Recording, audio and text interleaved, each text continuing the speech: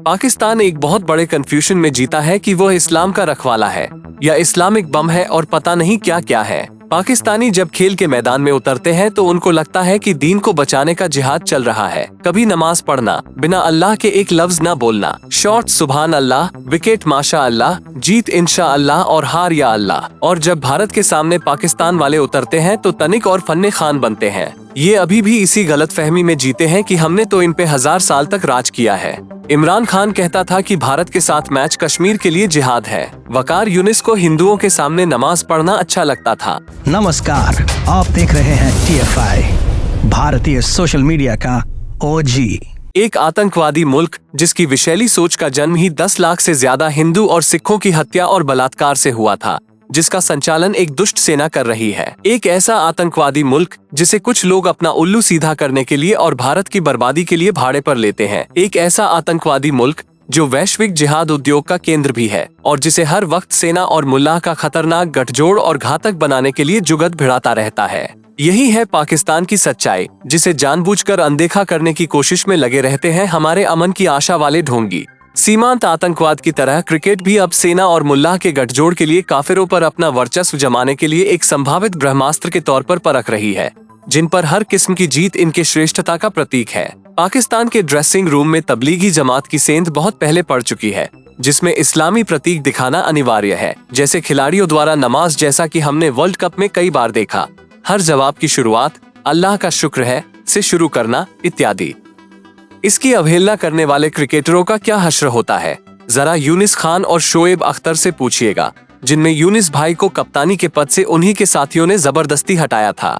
शोएब अख्तर को भी मुफलिसी के दिन देखने पड़े थे। दानिश कनेरिया ने भी बताया था कि शोएब को एक हिंदू की पैरवी करने की बड़ी सजा मिली थी। दूसरे धर्मों से ताल्लुक रखने वाले या तो परिवर्तित करा लिए जाते हैं या फिर एकदम ही किनारे कर दिए जाते हैं। ईसाई क्रिकेटर यूसुफ योहाना को इंजमाम और सईद अनवर के निरंतर दबाव के बाद धर्म परिवर्तन करना पड़ा था और बन गए वो मोहम्मद यूसुफ। टेस्ट में पाकिस्तान के लिए सर्वाधिक विकेट चटकाने वाले हिंदू क्रिकेटर दानिश कनेरिया को न सिर्फ टीम से बल्कि क्रिकेट से भी बदकिस्मती से निष्कासित किया और स्पॉट फिक्सिंग के मकड़जाल में उन्हीं को बलि का बकरा बना दिया गया। हद तो तब हो गई जब 2007 के प्रथम T20 विश्व कप के लिए अनुभवी यूनिस के ऊपर शोएब मलिक को तरजीह दी गई, और वो इसलिए पाकिस्तान को ठीक लगा क्योंकि फाइनल के बाद शोएब मलिक ने दुनिया भर के मुसलमानों से इस हार के लिए माफी मांगी। ये अलग ही बात है कि इस मैच का man of the match Bharat के प्रख्यात गेंदबाज इरफान पठान थे।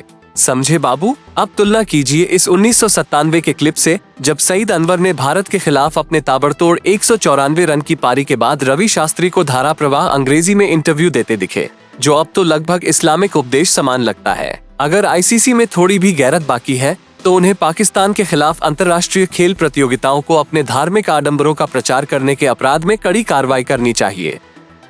ये सारे धार्मिक कथन और धार्मिक प्रतीक जो मैच के बाद पुरस्कार समारोह में दिखाती है पाकिस्तान, इस पर डंडा चलवाना अनिवार्य है। खेल के प्रतियोगिताओं में ऐसी विशैली सोच के प्रचार और प्रसार के लिए कोई जगह नहीं है। वैसे भी अगर दक्षिण अफ्रीका को रंगभेद के लिए सभी खेल प्रतियोगिताओं से 21 सालों के लिए निष्कासित किया जा सकता है, तो पाकिस्तान को आतंकवाद को बढ़ावा देने के लिए क्यों नहीं प्रतिबंधित किया जा सकता? ऐसा इसलिए है कि भारत के दूसरे संस्थानों की तरह BCCI के पास भी जिगरा नहीं है ऐसे कड़े फैसले लेने का। इनके लिए राष्ट्रीय सुरक्षा और गौरव से ज्यादा महत्वपूर्ण है मुनाफा कमाना। जब तक सरकार इनकी बाहें न मरोड़े तब तक इनसे कुछ कड़े फैसले की उम्मीद भी मत करिएगा। और इन्हें अलग करने से मतलब सिर्फ कूटनीतिक पहल तक सीमित नहीं होनी चाहिए भाई, इसे हर मोर्चे पर जाना चाहिए, चाहे वो राजनीति हो या विदेशी दौरे। यहाँ तक कि लोगों को भी इस नीति को पूरा समर्थन देना चाहिए। जब पाकिस्तान के खिलाफ आप मैच खेलते हो ना, तो आप ये सबूत दुनिया को देते हो कि ये एक आम देश ही है, हमें इनसे कोई दिक्कत नहीं, इसने भारत को कोई नुकसान नहीं पहुंचाया है। जब इनके अभिनेताओं को हम अपनी फिल्मों में जगह देते हैं तो हम अपने देश की इज्जत की मिट्टी प्लीत करते हैं। ऐसा करने से आप हमारे देश की सुरक्षा एजेंसियों और कूटनीतिज्ञों की मेहनत जाया कर रहे हैं। हमारे जवानों के बहाए खून पर आप थूकते हैं और जिन गाँवों को पाकिस्तान की गोलाबारी उजाड़ देती है उनकी दशा पर हंसी उड़ाते हैं। आप साबित करते हैं कि आप उस मुल्क के वासी हैं